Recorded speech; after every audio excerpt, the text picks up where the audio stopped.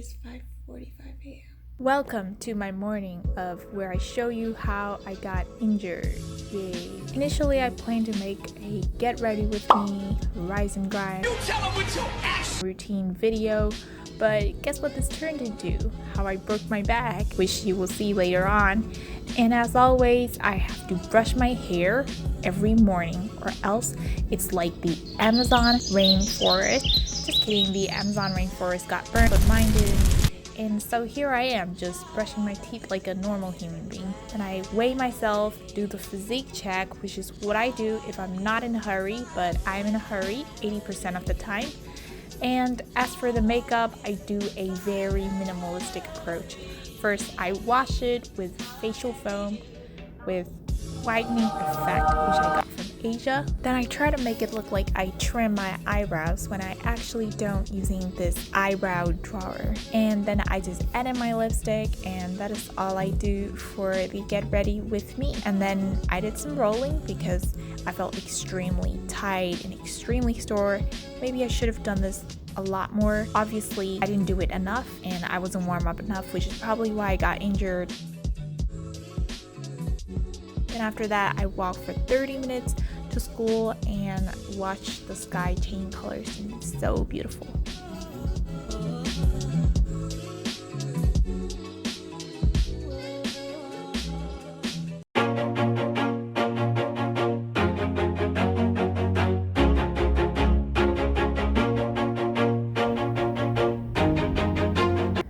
As for the workout, the first movement that I did was squat. I didn't record the set without the bar, which I did it for warm up, and then I put 25 pounds on each side, and now I'm recording the one with 45 pounds on each side.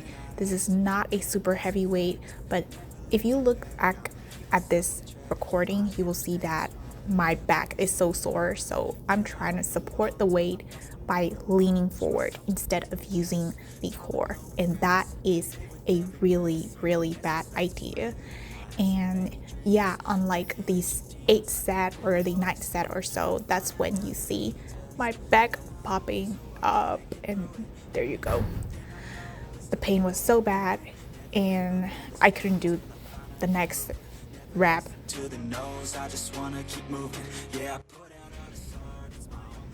Then I try to push myself, go next set, but with lighter weights, but still the pain was still there, and I knew that squat isn't going to be good for me, so I just stopped doing it and stopped on like the next set. And so I thought of exercises that do not involve the spine, which is very painful for me back then. And so I thought of the leg press, and particularly because I wanted to work on my glutes, I chose the single leg press, and that's what I did. And I could have went back from the gym, but I felt bad because I haven't done a lot of compound exercises, and so I chose to do some hip thrusts, set that up, and did 135 pounds, which is not a very heavy weight at all either. And during this whole time, my back didn't feel right, but the hip extension still works. I didn't have problem moving there, so that's what I did. And the last movement that I thought of was the leg press down, and I chose to do that even though I haven't done a lot of it before because it didn't hurt my back. And so those were just the 4 movements that I did. And after the workout, I spent like 30 minutes stretching my life out with a foam roll. I have heard that it is a bad idea. Well, I just knew it after the injury, but during this back then, I didn't know that it was a bad idea for sciatica, but I'm just used to it, so that's what I did. And all I knew back then was that I wanted the pain to go away, but it did not. Grateful, oh yeah, able, oh yeah, I'm stable, oh yeah, no label, oh yeah, you know me, I have only a path, I'm lonely, but damn, I'm going to win, yeah. This morning, I planned to make this video a morning routine video, but it turned out my nerve pain during that I showed you just before was so bad that I had to cancel my meeting with my mentor, and I was stuck in the clinic for like good old 2 hours. I have to tell you about how it all happened. And, oh, I'm sorry if I'm like doing this because yeah, the nerve pain, it somehow like putting this tight around my back kind of helps. So that's what I'm doing. So it was all good during that until stretching. Yeah, stretching was good too. But then after that, I walked back to the bus stop, and then I tried to stretch it out because it was this like really bad tightness, like kind of like pain, you know, I just want to relief. And so I squatted down, and that's when the pain shot up, and I almost like fell back. I almost like passed out. It was like almost blacked out, but I was holding on to it like, Scarlett, you can get back up. So I tried to get back up, and no, I don't think anybody around noticed me. And so I was just like, oh my god. And my bus came, but I decided not to go back and head to the clinic instead. And so I tried to walk super slowly. I was walking like this. So yeah, nobody noticed me. And I just walked there kind of crying, and yeah, I don't know what to do. I wanted to scream. It was just really bad pain shooting up on one side of my leg. And then I got to the clinic, and then they got my information, and I had to wait. Like I couldn't even sit down because it hurt so bad. And there was one time when I was about to pick up my phone because I wanted to text my boyfriend about what's going on there. But then like I had a hard time trying to even reach down for the phone. And so there was someone else who, you know, who says like he could help me. And then so the nurse came and the doctor, I met them. Like they just, at first they just gave me some ice packs, and the doctor came and she told me about what she was going to give me, like the medications. But she asked me how it happened. I said, I was squatting with a barbell, and she said, you never do free weights again in your life. That's what she said. So that means no more squatting, no more deadlifting, no more like power building that I've been doing all this time along during my whole life. Like, I was like, are you kidding me? And then she said, she was like in a serious face. She said, yeah, no more. And she told me like, yeah, stretching, and you know, like don't do anything else regarding your lower body. Like she didn't even say like lower body. She just say don't do any like weight exercises. And she told me like, well, for this, and then she changed to saying like, for this semester, don't do free weights, or else I have like a 80% of re-injury, and if I have that re-injury, the pain is going to be way worse. That's what she said. And then she said, yeah, so only machines with very lightweight. And guys, you know what I was thinking? I mean, when she said that, it's like she took out the life out of me, because this is my life, like fitness, working out, and everything. If I can't just do this, like, oh my god, what am I going to be? You know, my identity is tied to that thing. And so I felt teary. And walking back, it was the pain from the injury too, but the pain from not being able to do that anymore hurts even more. And so I told my mentor, I told other people from the exercise science, like resistance training department about it. Yeah, they were extremely nice. They told me it's a common thing that doctors would say, like family physicians or physical therapists, mostly they diagnose like old people. And so, you know, they can diagnose lifters like do not lift when their whole life is based on that. Like they can't just do that. Some of them, like they just take a few weeks off for recovery. And then there were like power lifters in my department too, and they said one guy, like he had like back injuries like 4 times. And injury is like part of the powerlifting sport. Of course, that doesn't mean that you have to be okay with being injured. You have to prevent yourself to not get injured in the first place. So what we can learn from my experience is that I feel like I was not bracing well during that. I always tell people to brace well, but so bracing basically means like you breathe in and you're trying to tighten up your stomach as if somebody is going to punch you, and then go down. And so he shared an article with me too, an unpublished scientific article that his friend wrote. So that basically means like if you have like this plane right up here and plane like higher up from the pelvis and then higher like right up here mid thoracic, and if you're bracing, you want them to be like that flat, and you don't want it to like too much anterior pelvic tilt like doing like that, or too much posterior pelvic tilt doing like that.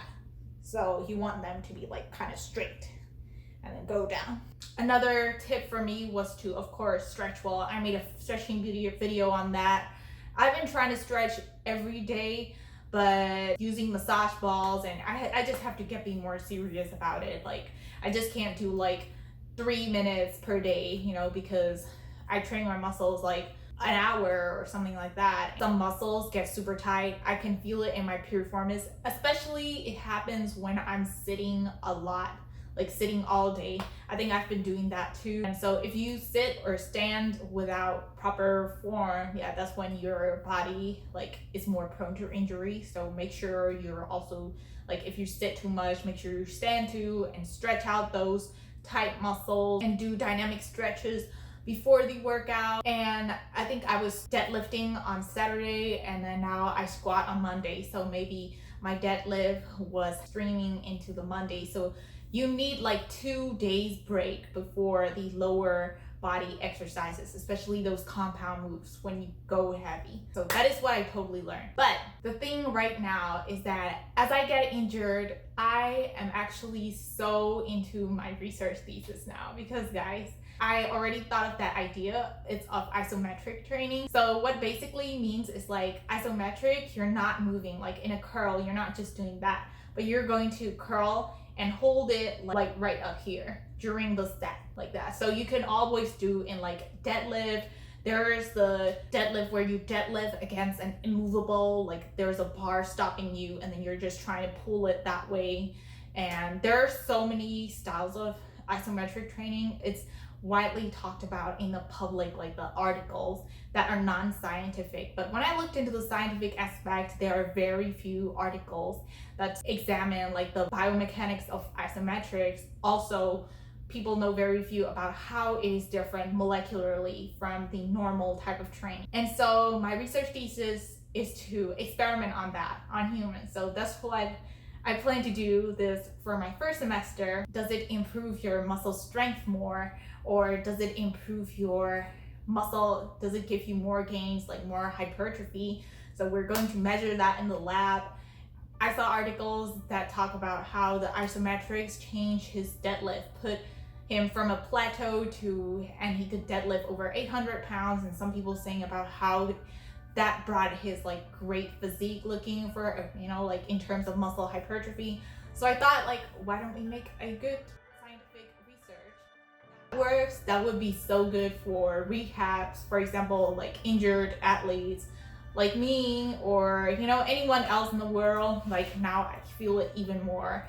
And who knows, as part of normal training that where personal trainers prescribe, like they might start to incorporate that too. Or if it goes wrong, like wrongly, like we don't see anything much changes, then what we could do is back out from those like public perception, like those lots of articles saying like isometric training work when there is not much evidence based.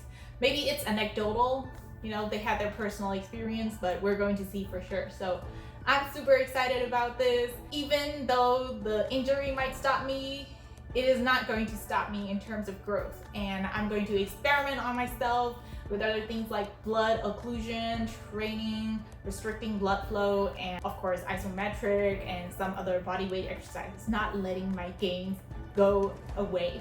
And slowly I will recover. When the doctor says I can't lift anymore, you know, that kind of broke my heart. So, because I can't imagine how my life would be without lifting. Of course, another thing is YouTube and the social media thing. If I am not able to share that with you all, like even in the comfort of my room, and because I'm so introverted, I don't like to get out of people, you know, and share my message, but I can do it right now. So I'm just so grateful.